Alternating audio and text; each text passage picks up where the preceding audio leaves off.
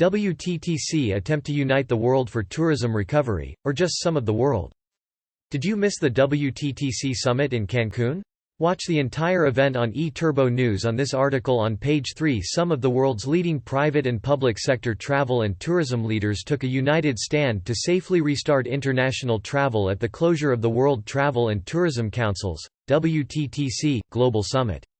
The Global Summit named Carnival Corporation President and CEO, Arnold Donald, as the new chair of the World Travel and Tourism Council, WTTC, which represents the largest companies in the global private travel and tourism sector.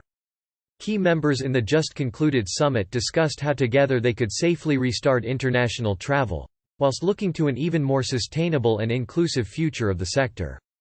The new WTTC chairman took over from outgoing chair, Chris Nassetta, president and CEO of Hilton, after 3 successful years at the helm of WTTC. Following the success of the 2-day Cancun Global Summit, WTTC announced Manila, capital of the Philippines, will be the host of its next global summit, with dates to be confirmed. 600-plus business leaders, government ministers, and key decision-makers from across the global travel and tourism sector gathered together in Mexico, to discuss the road to recovery for the embattled sector. It was obvious participation varied by region, making it a summit of spot presentation. Leaders from the European Union, South Africa were not seen personally, but other key personalities like the Minister of Tourism from Brazil, Roger Dow, head of the U.S. Travel Association, or Isabel Hill, director of the Office of Travel and Tourism, United States Department of Commerce, attended by virtual hookup. Puerto Rico was the original venue for the 2020 summit.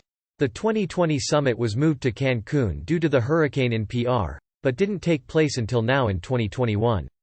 Technically, it was also the 30-year celebration of the World Travel and Tourism Council. Puerto Rico had much invested in 2019 and 2020, leading to the cancelled event. It was surprising, WTTC had no part of the conference. Rumors at the Cancun summit claimed that Puerto Rico was demanding money from WTTC and was ready to file a lawsuit. This information was not confirmed by Puerto Rico, but comes from a high-level source within the WTTC. Since WTTC is representing the largest travel company in the world. Due to pandemic or the member-based tourism-dependent destinations including Nepal, Asia, and Africa, Pacific was not able to be part of this perhaps essential discussion. Jamaica Minister Edmund Bartlett gave a voice to many of them.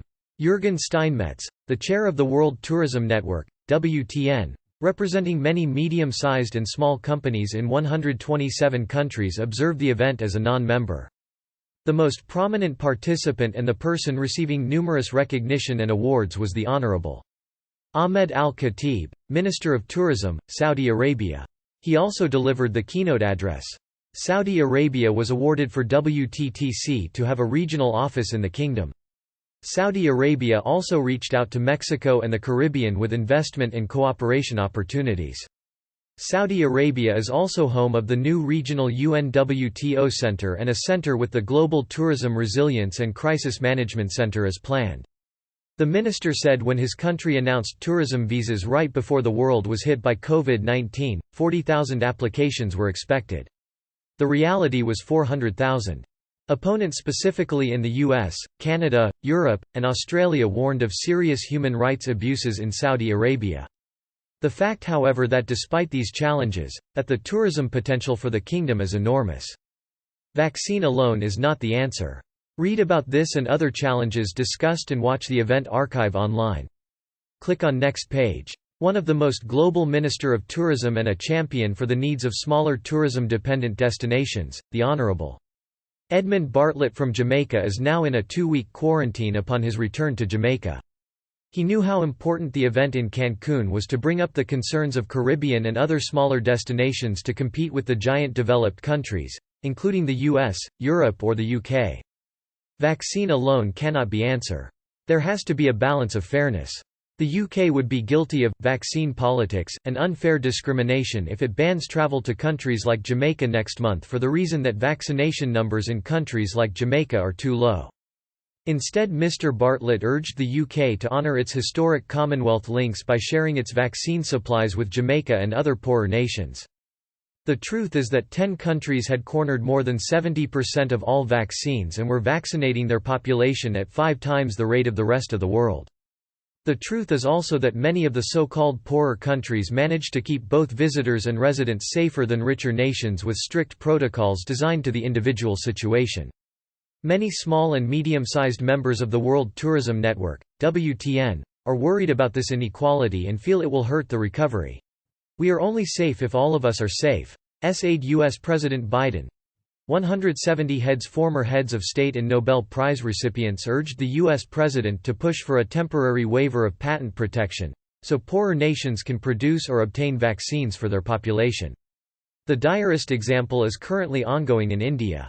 In a world first, WTTC organized the event for the first time since the outbreak of the pandemic, with tens of thousands more joining virtually while complying with strict world-class health and hygiene protocols. eTurboNews provided its global network to WTTC complimentary. All WTN members were also invited to watch live and communicate with WTN participants in Cancun by WhatsApp. Regular testing was made available for all delegates attending for the duration of the summit to ensure their safety was paramount.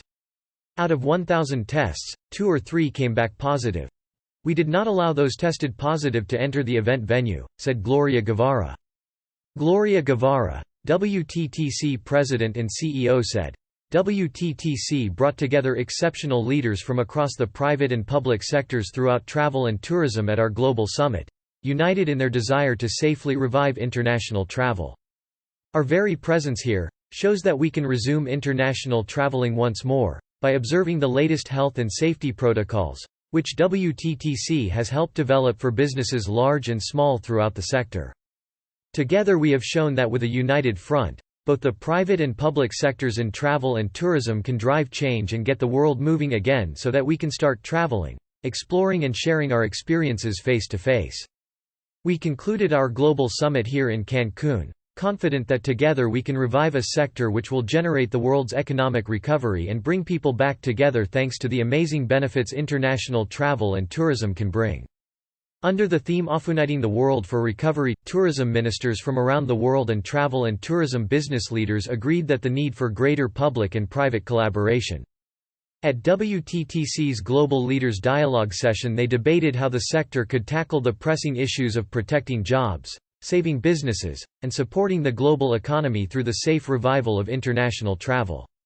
The growing importance of using digital technology, such as biometrics, a major force in the post-COVID-19 world, was recognized as being critical to creating a contactless, safe and seamless traveler journey. WTTC also committed to work towards a more inclusive and sustainable future. It pledged to advocate and advance gender equality and equity, and boost female representation in leadership roles by launching its Women's Initiative with the help of 18 Grand Slam singles title winner, Martina Navratilova. The Global Summit saw the signing of the WTTC Women's Initiative Declaration, which recognized the contribution of women around the world and the importance of an equal, equitable environment for women to thrive as leaders, entrepreneurs, and innovators. On the next page, you can watch both days of the event using the eTurboNews live broadcast. Click on Next Page. Day 1, Monday, April 26, 2021, Cancun, Mexico, WTTC Summit. Vimeo.com. Day 2, Tuesday, April 27, 2021, Cancun, Mexico, WTTC Summit. Vimeo.com.